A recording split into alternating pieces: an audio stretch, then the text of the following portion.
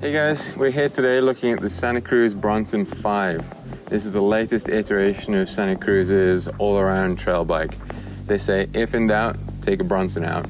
This new Bronson 5 has changed in quite a few ways. We have 160mm travel up front, 150mm travel out back, same as the previous version.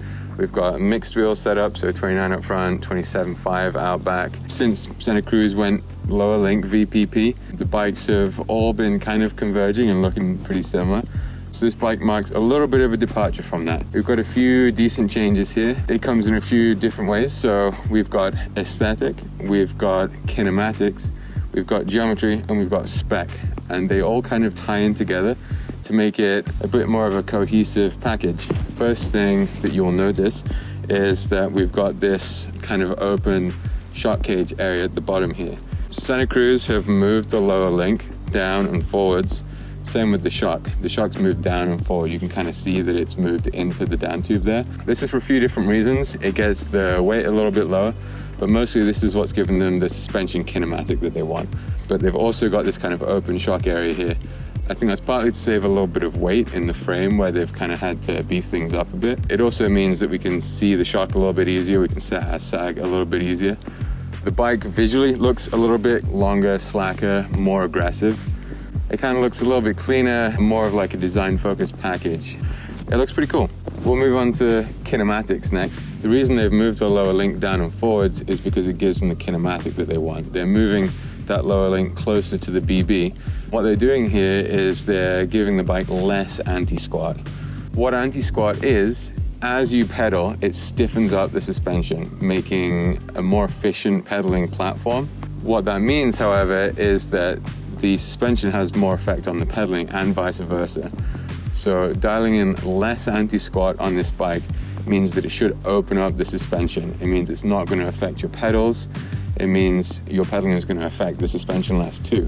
It means it's going to climb a little bit better with more traction. It also means that on the descent, you're going to get less pedal kickback from the suspension. So it's going to feel a little bit smoother, less clunky, especially through the kind of like janky rough sections of trail. This might mean that it's a little bit less efficient pedaling. However, Santa Cruz say they've been able to make this up with shock tunes. So we'll see how that goes. This bike, as you might expect, has gotten the longer, slacker, but not lower treatment. We're a little bit longer in the rear center. We're about 5mm longer. We're about 0.6 degrees off the head tube angle, and we're about 1.3 degrees steeper in the seat tube angle. So what that's doing is it's making the bike longer. It's making it more stable. It's giving you a more kind of upright climbing position where it's positioning you over the front wheel a little bit more, partly just for that more comfortable seated position and also to keep the front wheel weighted while climbing. The extra chainstay length is kind of a big deal. Since the Bronson went mullet with the last revision, Santa Cruz have kind of learned a little bit there. With the bigger front wheel and the smaller rear wheel, it does move your weight back on the bike. So what they've done is they've stretched the back end a little bit just to move the rider weight forward. This means that the front wheel is more weighted. There's less tendency for it to wash out on steep descents. So it just kind of keeps the mullet geometry feeling a bit more balanced. And with that longer back end and slacker head tube angle, it's going to feel a little bit more composed. It's going to feel a little bit more stable at speed and in steep sections. I haven't ridden the bike yet, but I'm kind of expecting that it's going to be more stable. It's going to be more planted. It's going to handle rougher terrain better thanks to the lower anti-squat numbers. It's going to be better in the steep sections thanks to that slacker head tube angle and the longer chainstays.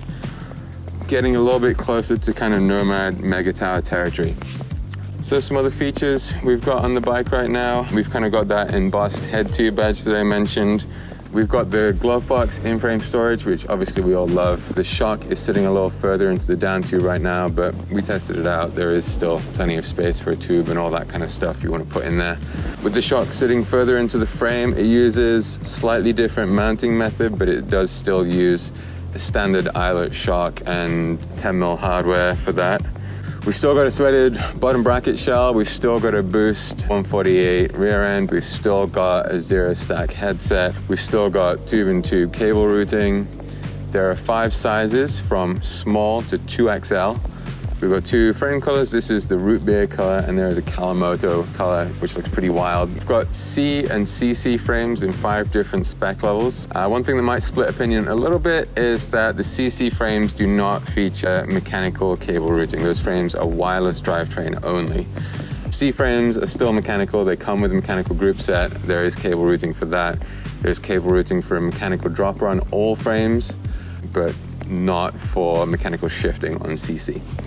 It starts at the CR spec. We've got the CS and then CGX axis. So that's wireless, but still has provisions for mechanical shifting. Then we've got the CCXO and CCXO reserve.